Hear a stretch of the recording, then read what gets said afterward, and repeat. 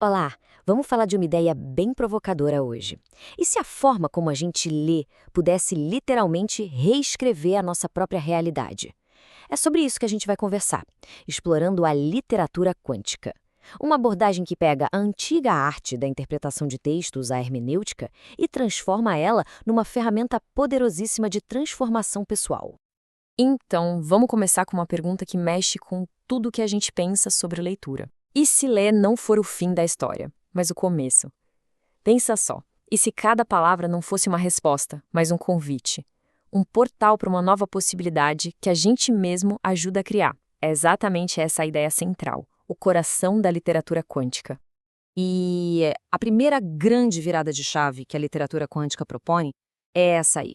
É a gente deixar de ser só um consumidor passivo de informação, sabe?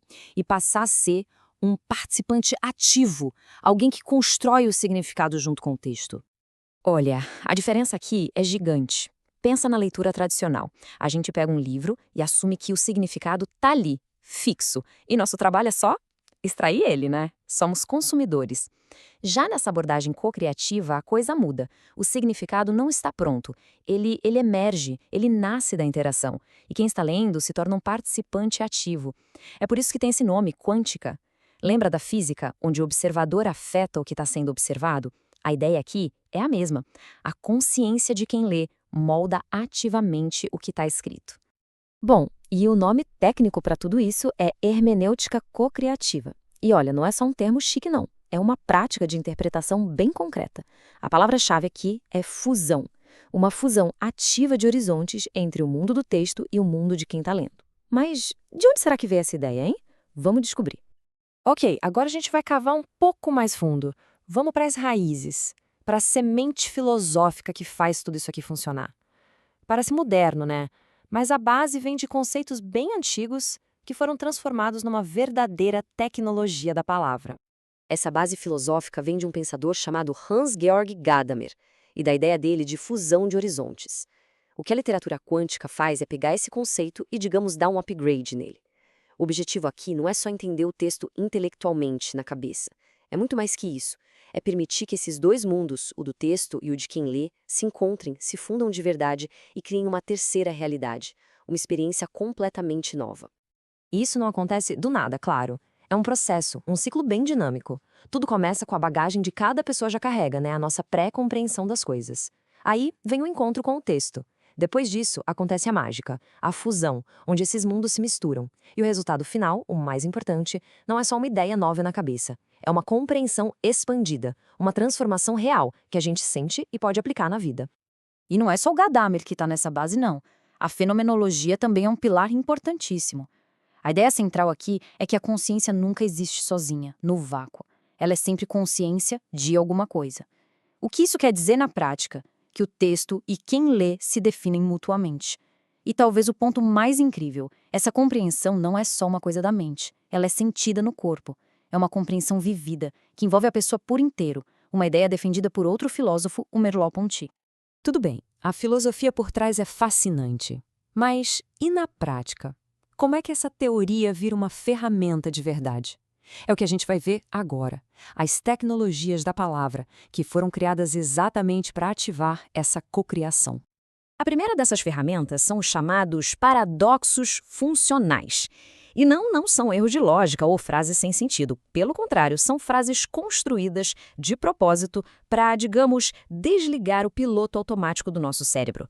Elas apresentam uma contradição que a nossa mente racional não consegue resolver de cara. E é justamente aí, nesse bug do sistema, que se abre um espaço para uma compreensão muito mais profunda, para um insight. Olha só esse exemplo para entender como funciona. Para encontrar o controle verdadeiro, desista completamente de controlar. A nossa mente lógica olha para isso e trava, né? Não faz sentido. E exatamente nessa pausa, nessa tensão criativa que a frase gera, que um novo tipo de entendimento pode aparecer. Um entendimento que consegue juntar esses dois lados que à primeira vista pareciam opostos. Depois dos paradoxos, a gente tem outra ferramenta genial: as lacunas intencionais. Pensa bem, o nosso cérebro odeia coisas incompletas. Ele tem um impulso natural de preencher espaços vazios, de completar padrões. O que essas lacunas fazem? Elas usam exatamente essa nossa tendência para transformar a leitura num diálogo.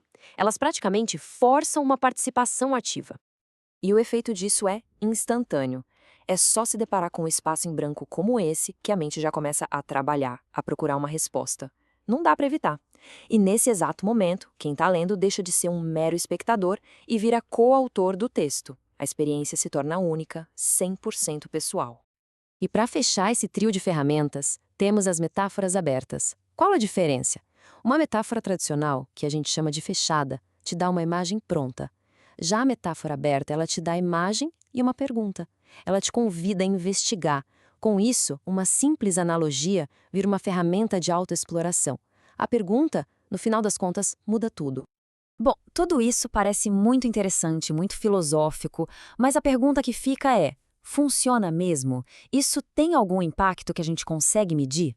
A resposta é sim, e é exatamente a validação científica por trás dessas técnicas que a gente vai ver agora. E aqui a coisa fica ainda mais impressionante. Essas técnicas não são aleatórias, elas são calibradas para induzir estados cerebrais específicos. Por exemplo, as metáforas abertas levam a um estado mais contemplativo, de ondas alfa. As lacunas intencionais ajudam a gerar ondas teta, que são ótimas para a gente integrar informações novas. E resolver um paradoxo, isso pode gerar um pico de ondas gama, que é a assinatura neural daquele momento eureka do insight. Agora, olha bem para esse número. Mais 241%. É um aumento gigantesco. Mas um aumento de quê exatamente? Esse foi o aumento na originalidade das ideias, medido pelo teste de Torrance, que é um padrão para avaliar a criatividade. O grupo que usou a leitura quântica teve esse resultado impressionante em comparação com o grupo de controle. O ponto aqui é que não é só uma sensação, é uma abordagem que destrava uma habilidade cognitiva que a gente pode medir. E não é só na criatividade, tem mais. Olha esse outro número, também muito forte, dessa vez focado em benefícios terapêuticos, uma redução de 73%. 73% de redução nos sintomas de ansiedade medido em protocolos clínicos. É muita coisa. Mas o impacto vai além.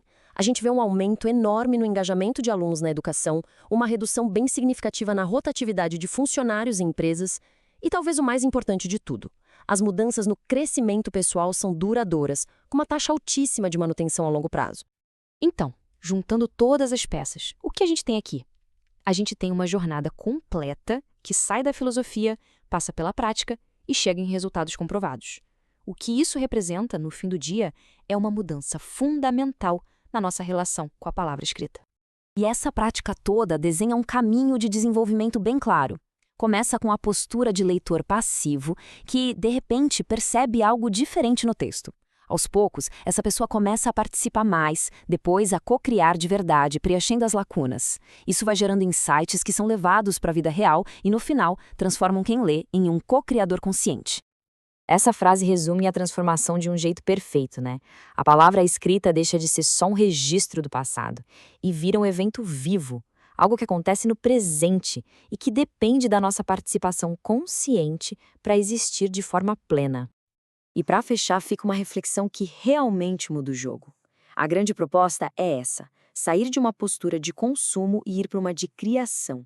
A pergunta deixa de ser o que esse texto pode me oferecer e passa a ser o que a gente pode criar juntos, em colaboração. É uma revolução silenciosa que pode começar na próxima página de qualquer livro.